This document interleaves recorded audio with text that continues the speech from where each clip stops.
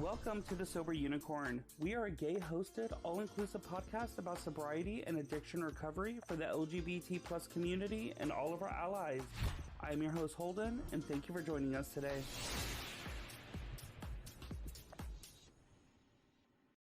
Hey, everybody, it's Holden back here again with the Sober Unicorn. I hope everybody is having an absolutely fantabulous week so far, or weekend, whatever day you're listening to this episode.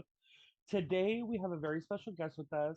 I mean, all of our guests are special, but this one especially, she's from San Antonio, my hometown, which I'm super excited about. And we met each other on Facebook. I just think she was like people you may know, and she ended up being sober. So we wanted to get her on and share her very unique and interesting story and past. So everybody, let's say hello to Jaycee. Hello, Jaycee. Hi there. How are you doing today? Hello. I'm good. How are you? Doing fabulous. I mean, just trudging the road to happy destiny as we always do. Always. So, why don't you tell everybody kind of about who you are, like how old are you, where you're from, and what your like drug of choice was? All right. So my name is Jaycee. I am currently in San Antonio, Texas. I am 32 years old. I will be 33 in November. Um, I grew up in Houston. I was originally born in Athens, Greece, and then my parents moved to Texas. And so I kind of grew up in Houston. My dad went to, like Houston High School and whatnot. That's where my parents met. And was an only child for 16 years. And then like my sophomore year in high school, um, my mom got pregnant. It was a huge surprise. And being an only child for 16 years and then having a new baby come into the picture in the middle of high school is a little, it's a big change, you know. And I hadn't come out to my family yet, but I always knew that I was attracted to men, that I felt different. And so I think it was like my junior year in high school, I came out to my mom, and I remember sitting on the couch with her and I just told her, and she was like, yeah, I knew. And I was like, well, thanks for telling me, like I had this girlfriend and like I was living another life and all this, And so I guess like shortly after coming out, my junior year, I was introduced to Adderall, and it was easy to get at school. I would meet this one guy by the bathrooms, near the cafeteria, get my few pills for the day. And that's kind of how I got through school, the last 2 years or whatnot. Um, and then I had a job at 15, and my first boss, I would go to her apartment and we would drink, you know. It was kind of like my little getaway from home, especially with having a new baby at home. Um, and so like it kind of just started with Adderall and drinking, you know. And then, like slowly it progressed, like my senior year, I started smoking weed. And you know, at 17, I went out for the very first time because I ran away from home after coming out. Um, and when I ran away, I moved into a friend's house, and I was still going to school and still working. Um, but I started to get out into like the nightlife world. And that's where I met my first like transsexual. And for those who don't know, I am a trans woman. And that was a whole different life for me to like see, like I felt like a woman, um, but I wasn't sure that I could ever be one, so to meet a trans woman at 17 years old, and like be introduced to a total different life, like I felt pretty on top of the world at that age. And so going out and sneaking into clubs with fake IDs and stuff, um, meeting new people who were older than me, who had more life experience, and they were more involved with the drugs and the alcohol. And I've always been the kind of person that was like, well, you look like you're having fun, so let me do it too, you know? Um, And that expression that you hear growing up, you know, like you become like the people that you hang out with. Um, I was living that, you know, and I didn't realize it at the time. And so once I graduated high school, I got the opportunity to move to Florida. Um, you know, and by that time I was like using cocaine and still drinking real heavily. And then the opportunity came about to film a few scenes for an adult film company. And I had started to transition. I had started hormones and, you know, like starting to like begin that process once I graduated. And living in Florida with no parents over my shoulder really was on my own, you know. So I took the opportunity. I flew down to Fort Lauderdale. I filmed two scenes, and it kind of just snowballed overnight.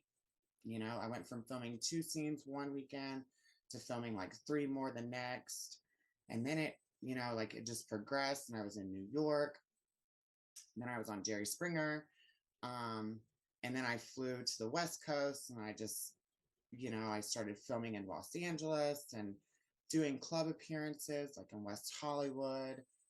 And I was stripping, you know, like in these nightclubs as this adult performer. Um, you know, I landed a few DVD gigs, you know, I filmed a few scenes in Beverly Hills. You know, at like 21, 22 years old, that's kind of a big fucking deal, you know? I'm getting paid to have sex with all these people, and I'm making a great income at it, you know? And I'm able to make my own hours. I'm able to travel. But with that came great problems. You know, it was cocaine and alcohol and pills. Um, and it eventually progressed, even though I always told myself I would never become the type of addict that shot up, you know, or banged or whatever we call it. Um, I became that, you know. In 2012, I was nominated for XBiz Transsexual Performer of the Year, which is a big deal in the adult film industry, you know, considering I had no plastic surgery, you know, and all the other nominees were, you know, like established, you know, performers and whatnot, you know, and so like I took a lot of like backlash from people. You know, here I was like this young performer being nominated for something that I didn't technically deserve, you know, but I did it, and I took a lot of their hate, and you know, and it kind of it hit me in my heart, you know, and I got real depressed. You know, I had kind of like isolated myself into my, you know, because I moved out on my own, and I, you know, I just started to isolate, and that's when I got involved with methamphetamine, and I was started by smoking it or snorting it, still drinking. Um, and so then I found out what GHB was, and I almost always had it in my purse, you know, and that was kind of how I started to function. Um, and then life just sort of came crashing down. Um, in 2017, I decided that I was going to go to treatment for the first time. Um, and I wasn't doing it for me. I was doing it because my family wanted me to, they could see that I was struggling. And so I did it for them. And I went so extreme. I checked myself into this men's Christian discipleship program, which I don't know what the fuck I was thinking. I wasn't sober when I checked in, so clearly I wasn't thinking, because I would not do that. But I did it, and it was probably one of the most traumatizing experiences of my life. Was there for 67 days, I think. And I was having like sexual relations with this other patient there. And they did not like that. Um, and right before I was asked to leave, I was diagnosed with AIDS. And so, with 67 days of sobriety and a new diagnosis, um, I went back out. and I stayed out for 3 years. And so on May 2nd of 2020, I woke up in jail for like the eighth time in 6 months.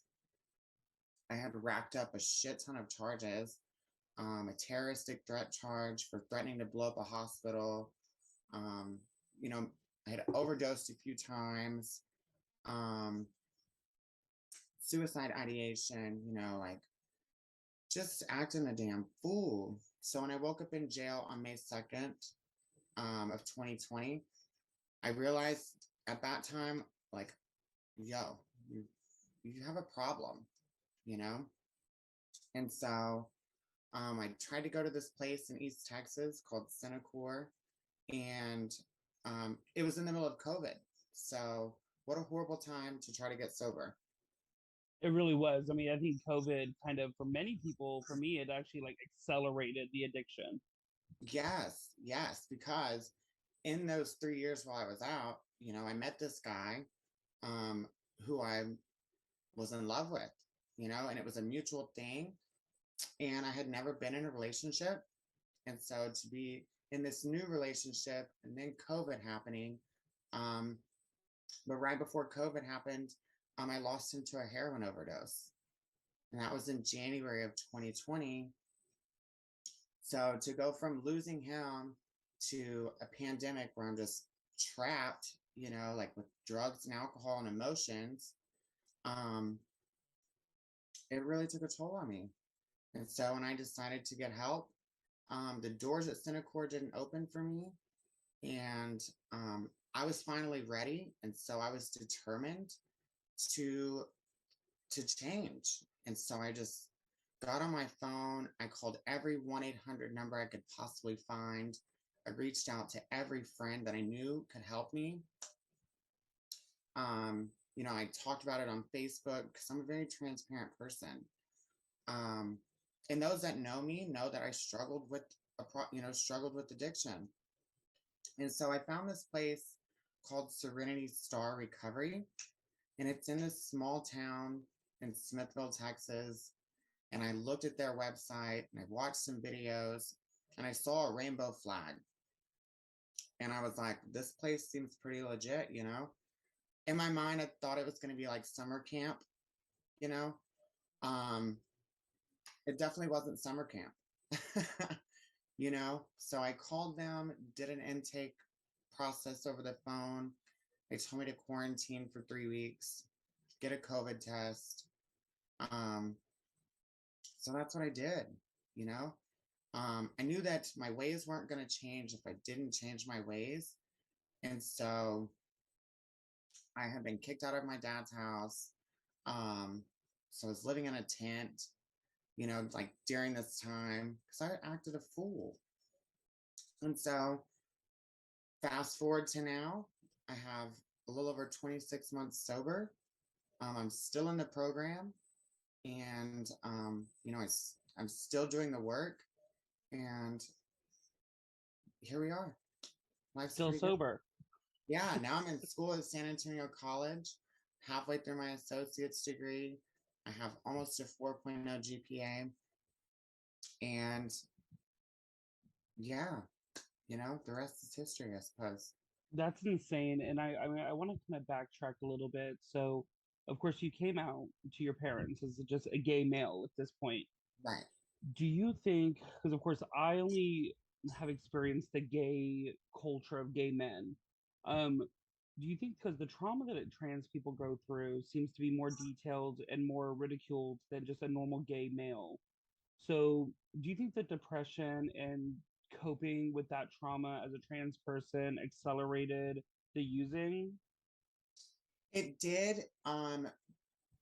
Well, yes, it did because I had been in the porn industry, as a trans woman.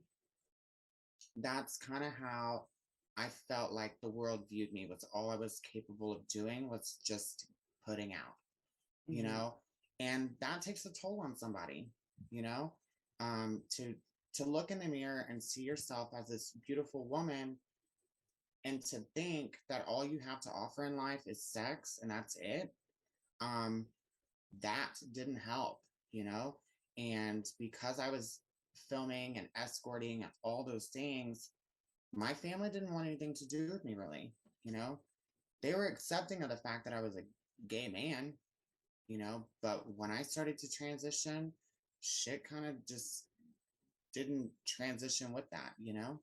Of And course, and I know that the AIDS diagnosis can be very difficult. I myself am HIV diagnosed, and for anybody that isn't familiar with HIV, the difference between HIV and AIDS, HIV, of course, the beginning stages, and if is left untreated, it progresses to AIDS. And so, when you receive that diagnosis, of course, you are in the industry, correct? Still at this point, right?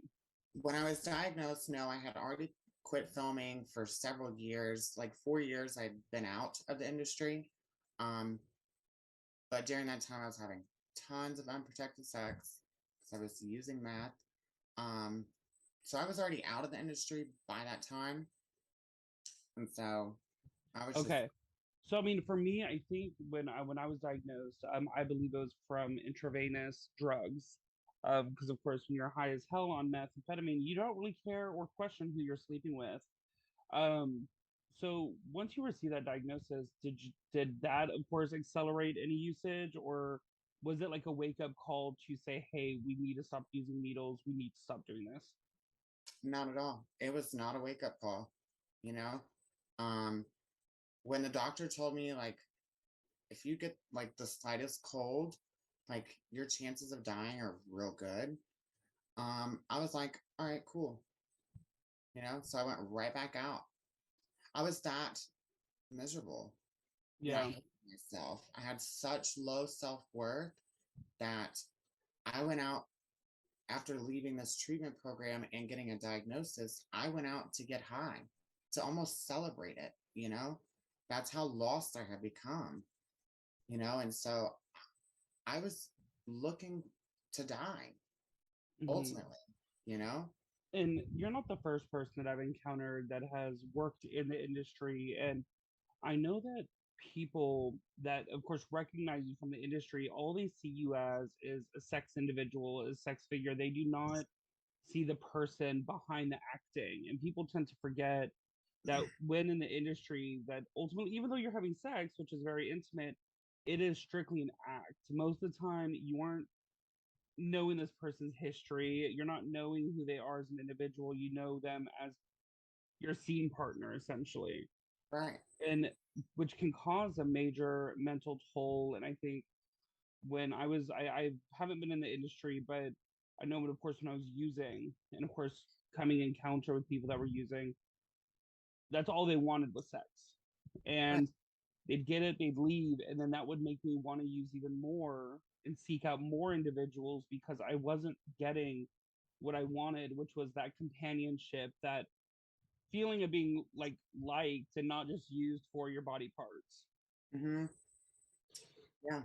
So of course you're sober now, and like you said, you went through rehab up in Smithfield, Texas, and when you got out, for anybody that maybe is fresh out of rehab, how did you make sure you did not go out again walking out of the rehab doors?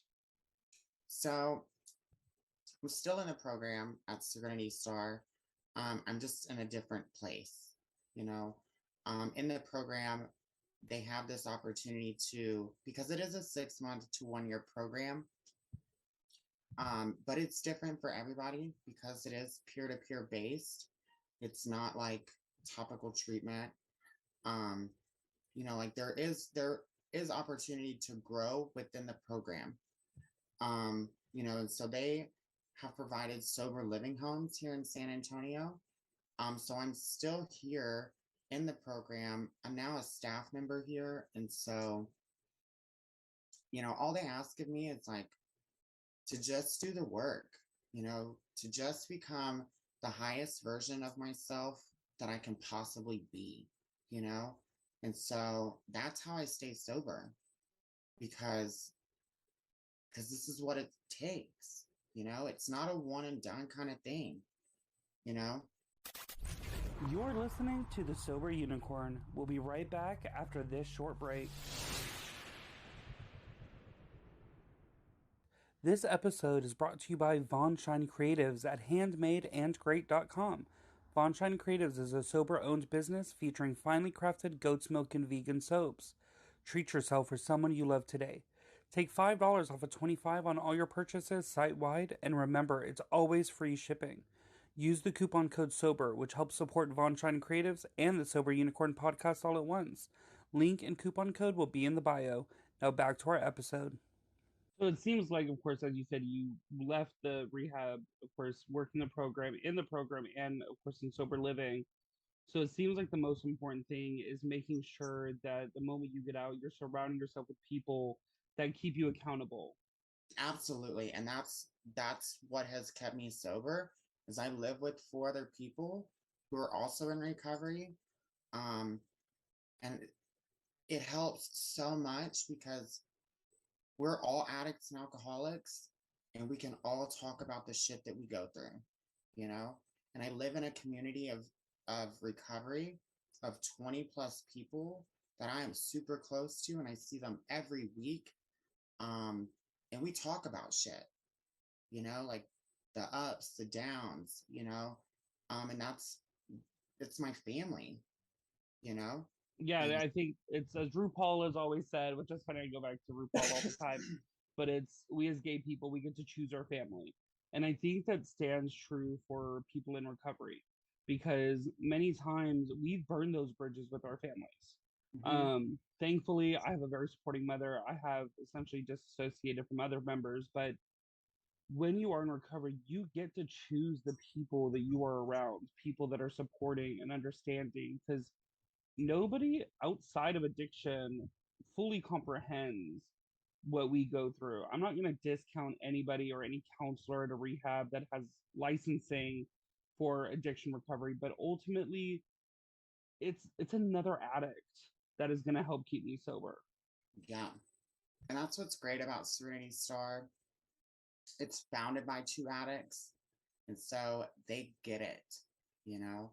Um, they fucking get it. My parents and my family, they don't get it because as far as they know, I'm the only one that's, well, I'm not going to say the only one, but I'm one of the very few that have struggled with addiction, and so they don't know how to maneuver through this life. And, they don't have the best guidance, so you're right. To choose the family that I have today, um, in this sober community is fucking incredible. And it has been such a gift.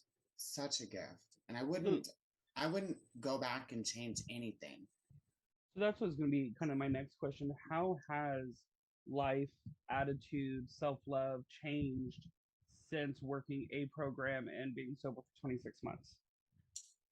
Um, you know, well, first and foremost, I can look at myself in the mirror and say, I love you. And I can make eye contact with the person that I see, and there is no shame. Um, and I have this connection with a higher power that loves me unconditionally.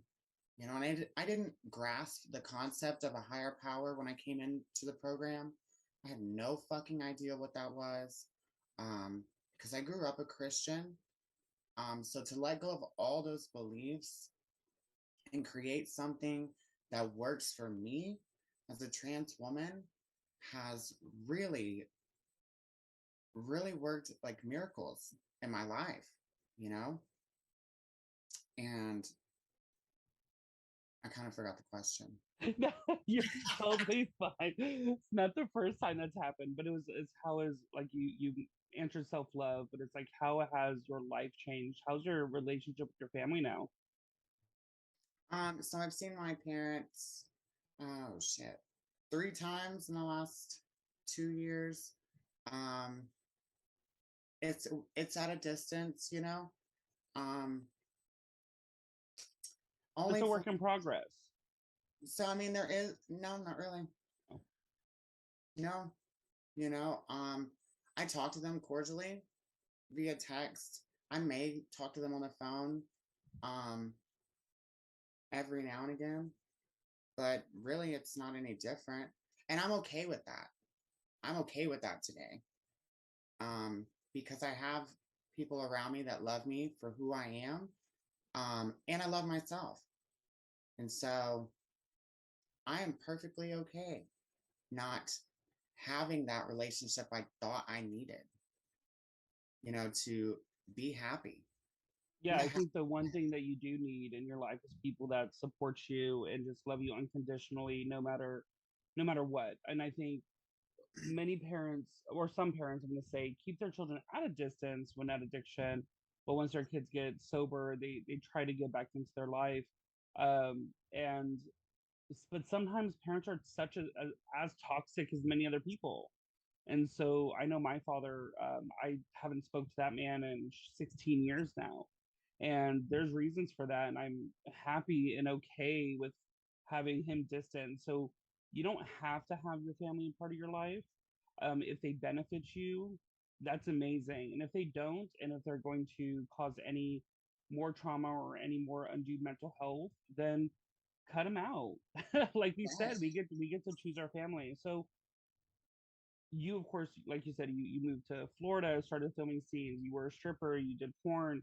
Um, are there any regrets in life that you've done? If you would have asked me 2 years ago if I had regrets, I would have had a laundry list of things. But today, no, absolutely not. Because every action that I have taken in life this far has led me to this moment, and they say that your mess is your message. And I wholeheartedly believe that.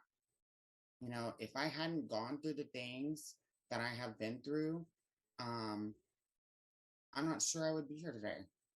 You know, a lot of my actions were survival, and no, I have no regrets.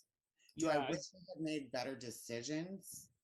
Like in the things that I had done or gone about them in a different way? Sure. But I don't regret any part of it. and I think regrets or holding on to regrets keeps you in a bad mental state sometimes because the choices that we made in our past are in our past. We can't change what we did. We can't change the drugs that we did.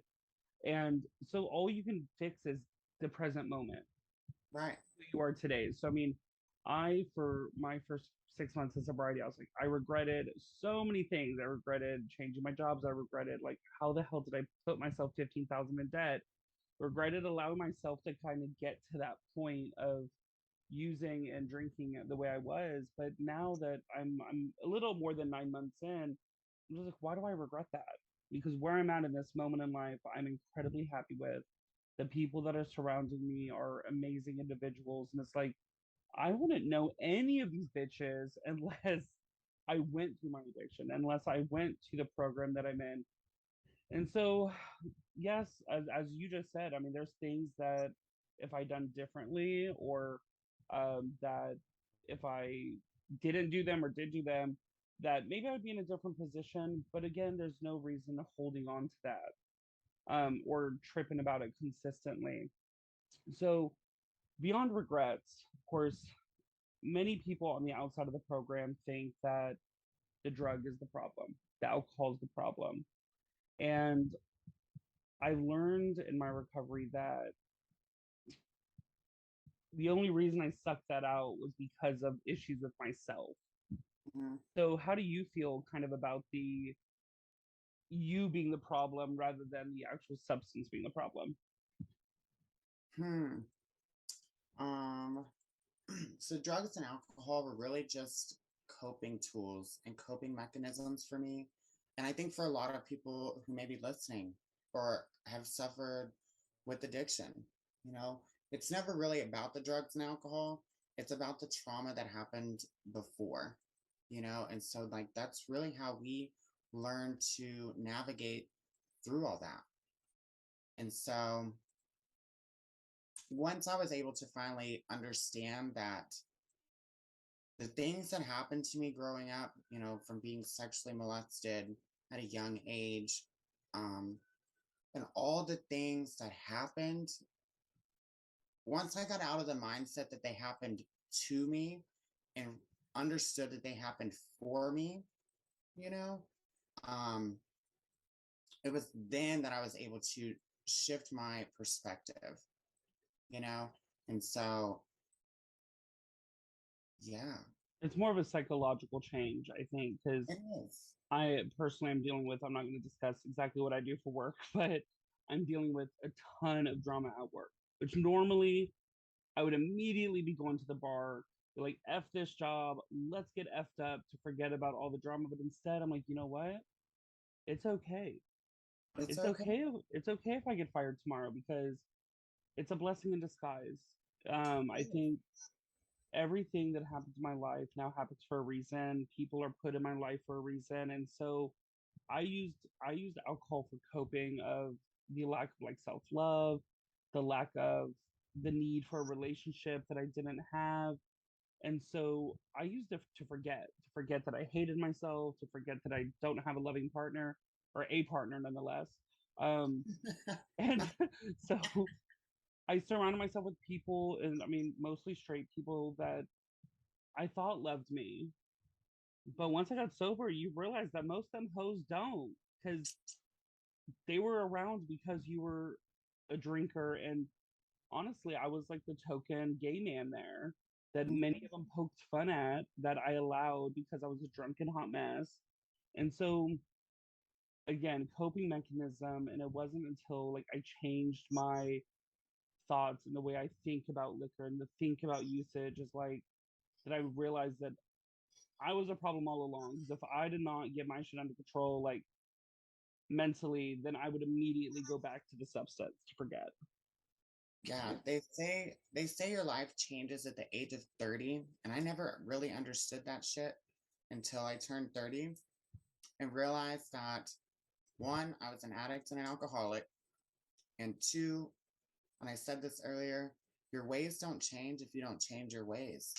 You know, and I could see I had enough evidence in my life at that time to see that I was the common denominator in all my problems, from jail to, you know, all the fucking shit, you know. And so someone told me, you got to change people, places, things, and situations.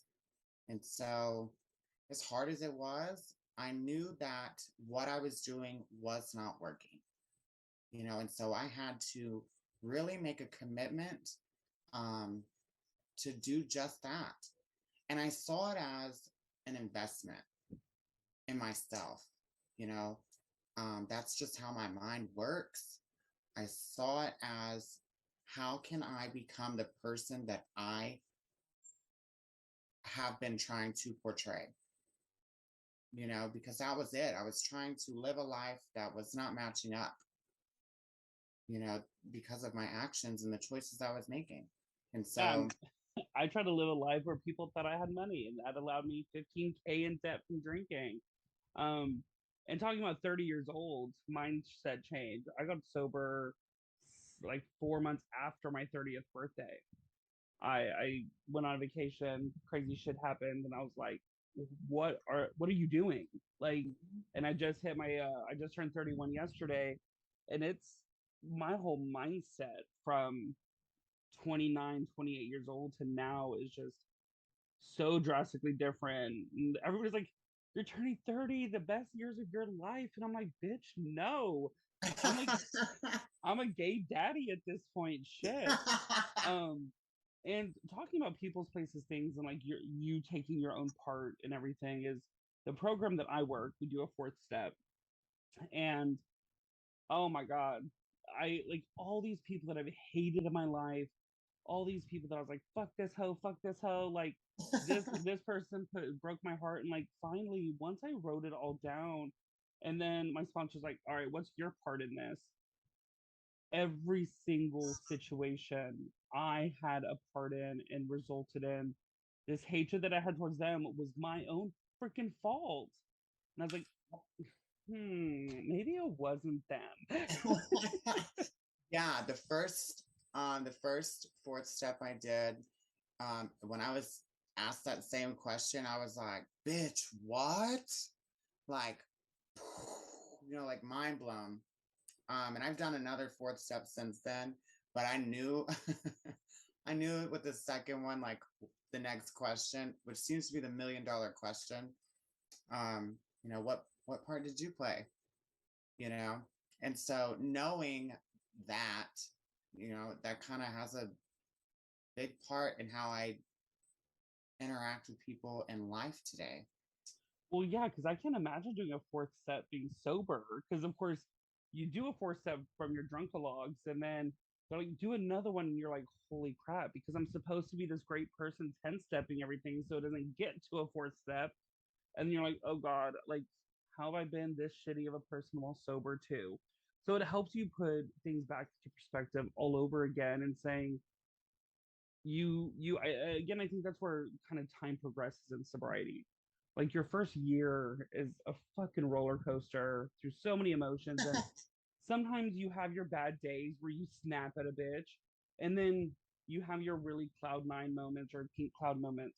So I'm not excited for my next step four. Hopefully my sponsor never makes me do this, which he will. um I so think they're necessary.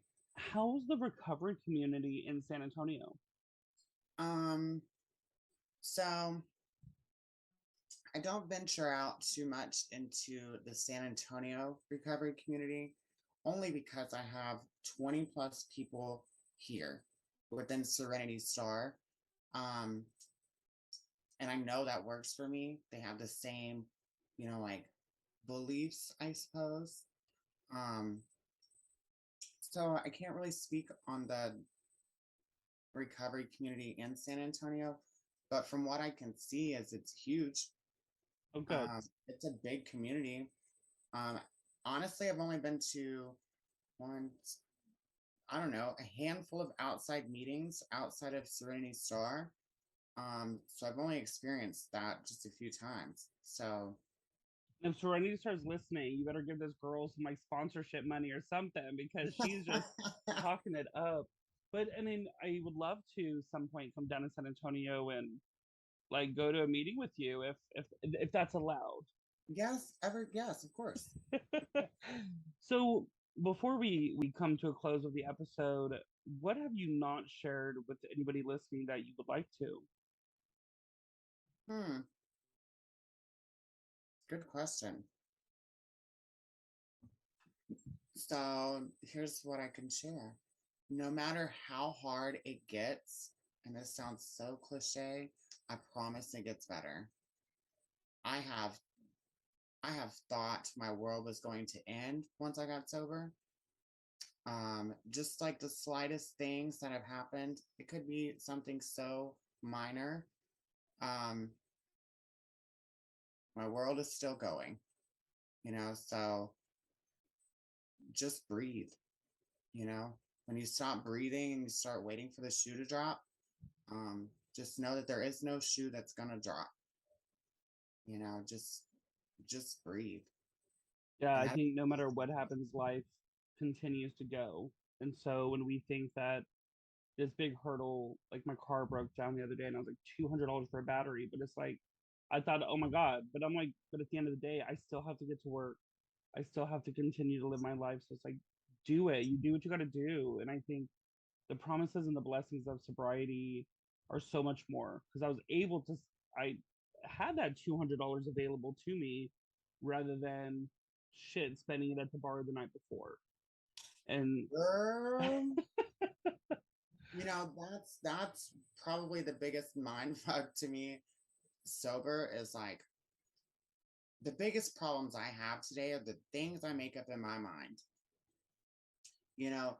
And so, like, when I start like spinning out about only God knows what's going on in the sketchy neighborhood of a mind of mine, um, I just think back and I'm like, bitch, you have been kicked out of hotels, you have been on the streets, you have run up bar tabs and bolted, you know, you have you have had it a hell of a lot worse than what you do today. It could be worse, you know, and this too will pass. I always say, they're like, how's your day going? Could be worse, could be better. I could complain, but what's the point? What, yeah, what is the point? I'm sober, and that's really all that matters. Exactly, exactly. If you resonated with Jaycee's story and want to reach out, you can find her on Instagram at JKC Designed and Events. You could also find her on Facebook at Jaycee K Clark. That's JayCeeK Clark CLARK. Well, thank you so much, JC, for joining us today. Thank you for having me. Of course, you have a fabulous rest of your week. Thanks. Thank you again for listening to today's episode. Hit that follow button to be notified about new episodes every week. If you'd like to reach out to us, you can find us on Instagram at The Sober Unicorn Podcast or on our website at thesoberunicornpodcast.com. There you will find our episodes as well as our very own sober-owned shop featuring products from small businesses that are sober-owned. And remember everyone, don't be normal, be a unicorn, but better yet, be a sober unicorn.